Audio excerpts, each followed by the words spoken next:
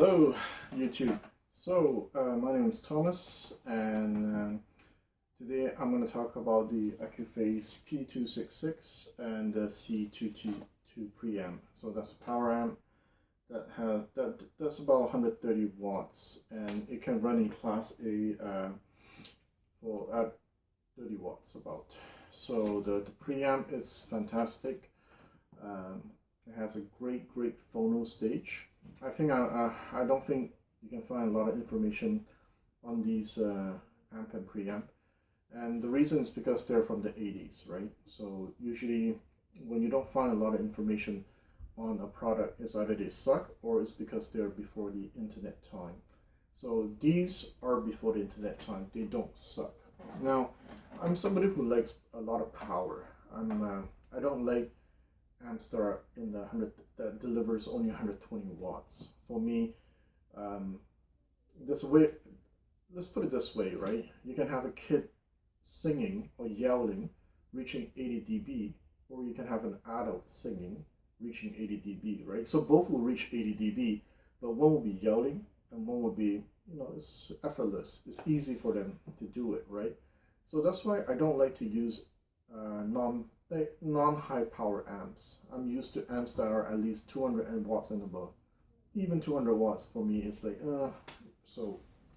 And that's me trying a lot of different speakers. Unless you have a speaker that's 94 dB, for me, you need something at least 200-300 watts. So how are they?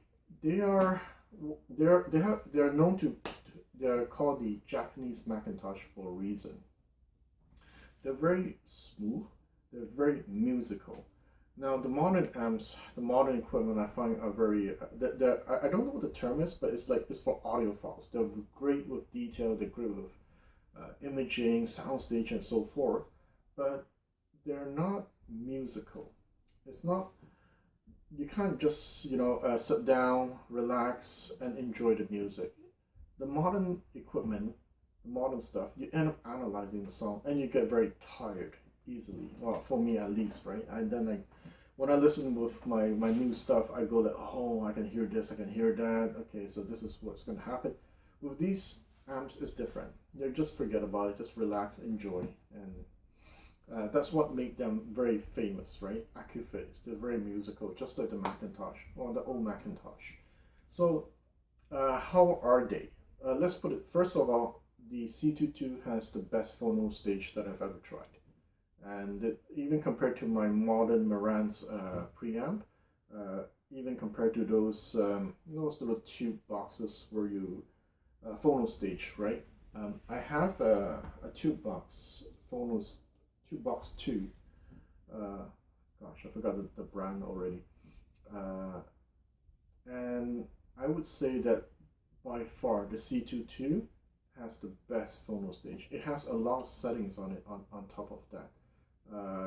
Just for the turntable part, right? Just for the phono, the MCC, MM, there's a lot of settings on it.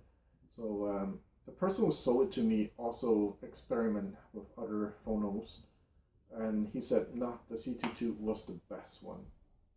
So first of all, it sounds, as I mentioned, it's very musical. It's very smooth if you have a very high efficient amp. So I lent it to my friend. He has a pair of Katanas. They're 94 dB, and he owns a Passlab 30.5. So Passlab delivers 30 watts at Class A, and then after that, the rest is, I think, up to 120 watt Class AB. So when he tried this, you see you have a button here where you can just force it to deliver Class A. This one goes up to 30 watts too.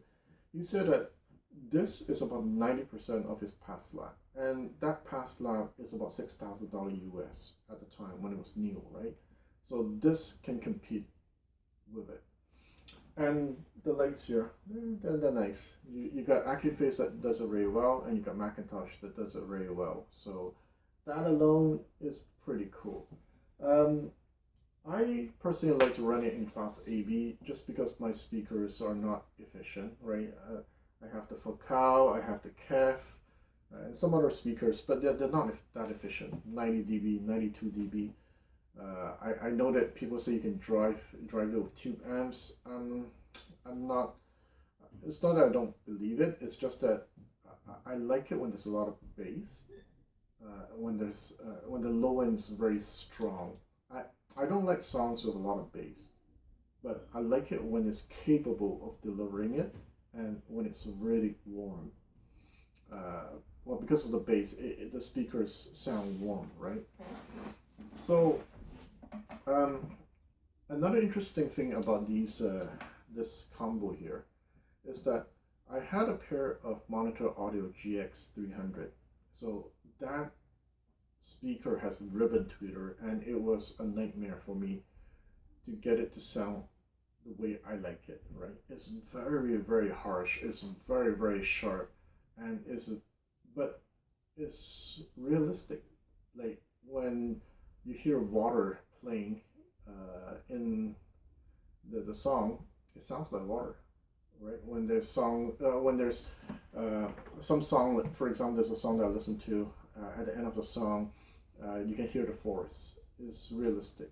If you close your eyes with the monitor audio, you can almost grab the person, right? But it's harsh. It's just very difficult to tame. So for that speaker, I went out to buy like 4 amps, just trying to tame it. And then I came across this. Once I plugged this in, magically, I don't know what it was, the GX300 sounded very smooth. It's very musical, very detailed. It was like a match made in heaven, right? When I drove it just with the P266 with my mod right, I was like, meh, whatever, right? But once I got the preamp and when I used them together, there was magic. It's just so hard to explain. It's like it went Super Saiyan or something. It's like level up 2-3 levels, and so much so because of this combo, I actually end up putting all my stuff up for sale. Meaning I sold my Mod-Rate LS100. That is a $4,000 2 preamp, and for me, I say, wow, these are good enough. I don't need that anymore. I put my bell canto up for sale because my main speakers are a pair of speaker called Earthquake Titan. They're not known. I'll review them one day. And for me, it was not as good as the LS100 or the bell canto combo, but it was good enough. The price difference was significant. These are about 2K to 2.5K on the used market if you can find one, right? I would say about 2.5K if you can find one. And for me, that combo was good enough. So in summary, these are fantastic preamps and amp. They're not well known, maybe in the North American market, but Accuphase is really well known in Asia. So I actually sold them already. Asian guy bought it off me. So I decided to make a video on them before I let them go. Very musical. Definitely, if you come across a pair at a good price, below 2K is like a fantastic price. They go for, I would say, market price between 2 to 3 grand. 3 is really high, really high. And if you don't mind not having that low end, like that strong bass, assuming that you have a pair of speakers in the 88 dB to 90 dB, then these are definitely something I recommend. If you have a speaker that's in the 94 dB, oh yeah, just go for them, and you'll see why. It's like people saying Macintosh are great, and yes, of course, there's some that are good, some are not that good, right? But it has that magic. It's very hard to describe.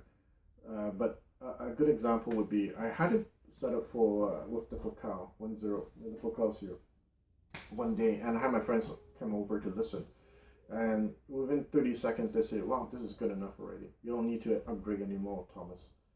Of course, I'm greedy, so I'm upgrading again, but at the time, that goes to show how incredible they are, that my friends who are used to 20,000 speak, I mean, their own setup is probably 10-20,000. They felt like, wow, this sounds so good. It sounds very, very good. So they're that good. All right. So thanks for listening to my rant here. I'll definitely do more videos, and subscribe.